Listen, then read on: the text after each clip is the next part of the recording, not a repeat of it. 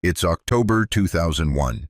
In offices across Houston, Texas, employees are staring at their computer screens. The numbers they're looking at don't make sense. Enron stock, which had been trading at $90 just 12 months earlier, is in free fall. By the end of the month, it will hit 26 cents. 20,000 people will lose their jobs. Billions of dollars in pension funds, money that real people had spent entire careers building, will be gone, not lost, gone. And the most haunting part of all of this is that almost nobody saw it coming. Not the analysts, not the regulators, not the board, not even Arthur Andersen, one of the most respected accounting firms on the planet, whose job it literally was to see it coming. For 6 consecutive years, Fortune magazine had named Enron the most innovative company in America. It was the 7th largest corporation in the United States. Its executives were on the covers of business magazines. Its culture was studied by business schools. Its stock was in millions of retirement portfolios across the country. And it was almost entirely built on lies. This is the story of Enron, how it rose, how it deceived, and how its collapse changed American business forever. To understand what Enron became, you have to understand what it started as. In 1985, a man named Kenneth Lay merged 2 natural gas pipeline companies, Houston Natural Gas and InterNorth, to create Enron. At its core, it was a simple business. Enron owned pipelines. Gas flowed through them. The company charged for that service. It wasn't glamorous. It wasn't the kind of company that ended up on magazine covers, but it worked. Then something happened that would change everything. The United States government began deregulating the energy markets. For decades, energy prices had been controlled and fixed by the government. Deregulation meant that energy could now be bought and sold freely, like any other commodity on a market. For most companies, this was just a policy change. For Kenneth Lay, it was an opportunity. In 1990, Lay hired a man named Jeffrey Skilling, a McKinsey consultant who had a very different vision for what Enron could be. Skilling wasn't interested in pipelines. He was interested in trading. His idea was to transform Enron from a company that moved gas through pipes into a company that traded energy like a financial instrument. Skilling was brilliant, intense, and completely convinced of his own vision. He referred to Enron's traders as the smartest people in the room. That phrase would later become famous for a different reason entirely. But in the early 1990s, it seemed like he might actually be right. Under Skilling's influence, Enron reinvented itself as an energy trading company. And for a while, it genuinely was. The model was straightforward. Energy producers needed certainty. They wanted to know what price they'd receive for their gas 6 months from now. Energy consumers wanted the same thing in reverse, certainty about what they'd pay. Enron positioned itself in the middle, buying and selling contracts, taking a spread, and managing risk for both sides. It was a legitimate business idea, and it worked. But Skilling wanted more. In 1991, he convinced Enron's board to adopt a controversial accounting method called mark-to-market accounting. Under this system, the moment Enron signed a long-term energy contract, it could immediately book the estimated future profits of that contract as current revenue. The SEC approved it, and with that approval, Enron was handed a tool that would eventually become a weapon. Because here is the problem with mark-to-market accounting. In a company like Enron, the estimated future profits are just that, estimates. Nobody checks them against reality in real time. You book the number you project, not the number you actually earn. And if the contract later underperforms, you just quietly adjust the books. In the short term, though, it made Enron look extraordinarily profitable. The stock climbed. Analysts praised the company. Wall Street loved it. And Enron's culture began to reflect that success in ways that, in hindsight, were deeply alarming. Employees were ranked every 6 months in a process internally called rank and yank. The bottom 15% were fired. The culture rewarded aggression, confidence, and the appearance of results over actual results. People who raised concerns were sidelined. People who delivered numbers, real or otherwise, were celebrated. By the late 1990s, Enron had expanded into broadband, water, weather derivatives, and internet trading platforms. It was positioning itself as not just an energy company, but the world's greatest trading company. A new kind of corporation for a new century.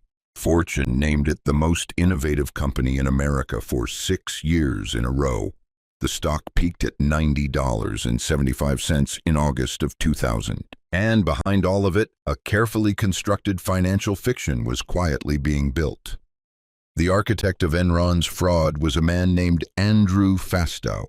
Fastow was Enron's chief financial officer, and he was exceptionally good at one thing: making debt disappear. Here is how he did it. Enron was taking on enormous amounts of debt to fund its expanding operations, but debt on a balance sheet frightens investors and analysts. It lowers your credit rating. It raises questions. Skilling wanted Enron to look lean and profitable, not leveraged and exposed. So Fastow created what are called special purpose entities. These were separate companies, technically independent from Enron, that existed largely on paper. Enron would transfer its underperforming assets and its debt into these entities, removing them from Enron's own balance sheet entirely. The entities had names like LJM Cayman and Raptor. They were complex enough that almost nobody outside a small circle fully understood how they worked. And that was precisely the point. What made this fraud possible, and what made it so difficult to detect, was that everything was signed off. Arthur Andersen, one of the 5 largest accounting firms in the world, audited Enron's books every year and signed their approval. The board of directors approved the special purpose entities. Law firms signed legal opinions stating the structures were legitimate. Fastow himself was named CFO of the Year by CFO magazine in 1999. Meanwhile, Enron's real financial position was deteriorating rapidly. The broadband division was losing money. The water business was a disaster. Many of the trading contracts booked as profitable were performing far below their projected values. The losses were real. They were simply being moved somewhere that nobody was supposed to look. Skilling reportedly told analysts who asked difficult questions to look it up themselves. He once called a hedge fund analyst an obscene name on a live earnings call for pressing too hard on the numbers. The confidence was total, the arrogance was complete, and the fraud was growing. The first serious public crack came from an unlikely place. In March 2001, a journalist named Bethany McLean published an article in Fortune magazine with a simple question in the title: "Is Enron overpriced?" It was a question almost nobody in financial media had thought to ask seriously. McLean had looked at Enron's public filings and found that she simply could not figure out how the company actually made its money. The filings were dense, complex, and circular. The more she read, the less she understood. When she called Skilling to ask, he told her she hadn't done her homework. Enron's communications team flew to New York to meet her personally and convince her to drop the story. She published it anyway. The article caused a brief stir but didn't trigger any serious investigation. Enron's credibility was simply too high. The smart money still believed. Then in August 2001, something happened that should have set off alarms everywhere. Jeffrey Skilling, the man who had built Enron's trading empire, who had been named CEO just 6 months earlier, abruptly resigned. He cited personal reasons. CEOs of major corporations do not resign suddenly without reason. But even this didn't trigger the scrutiny it deserved. What did exist quietly was a memo. A senior Enron executive named Sherron Watkins had written directly to Kenneth Lay warning him that the company's accounting was built on structures that could not withstand scrutiny. She wrote that she was, in her own words, incredibly nervous that Enron would implode in a wave of accounting scandals. Lay received the memo. He passed it to the law firm that had helped set up the structures Watkins was questioning. They reviewed it and concluded everything was fine. Nothing changed. But the clock was already running out. In October 2001, Enron announced a $618 million quarterly loss and a $1.2 billion reduction in shareholder equity. The SEC opened a formal investigation. Within days, the stock began its final collapse. What followed happened with stunning speed. Once the SEC began asking questions, the structures Fastow had built started unraveling. The special purpose entities were exposed. The hidden debt came back onto Enron's balance sheet. The numbers that had impressed Wall Street for a decade turned out to be largely fictional. Arthur Andersen, realizing what was coming, made a decision that sealed their own fate. Employees began shredding Enron-related documents, tons of paper, thousands of emails deleted. The shredding continued even after the SEC had requested that all documents be preserved. In December 2001, Enron filed for bankruptcy. At the time, it was the largest corporate bankruptcy in American history. The human cost was immediate and devastating. 20,000 employees lost their jobs. Many had been encouraged to invest their retirement savings heavily in Enron stock. Those savings were now worthless. People who had spent 30 years at the company retired with almost nothing. Kenneth Lay and Jeffrey Skilling were both indicted on multiple counts of fraud and conspiracy. Skilling was convicted and sentenced to 24 years in prison, later reduced to 14. He served 12. Kenneth Lay was convicted on all 6 counts against him. Before he could be sentenced, he died of a heart attack in July 2006 at his vacation home in Colorado. Arthur Andersen was convicted of obstruction of justice for the document shredding. The firm, which had existed for nearly 90 years and employed 28,000 people in the United States alone, ceased to exist. The conviction was later overturned by the Supreme Court on technical grounds, but by then, the firm was already gone. Enron's collapse didn't just destroy a company, it changed the rules. In 2002, the United States Congress passed the Sarbanes-Oxley Act, one of the most significant pieces of financial regulation in American history.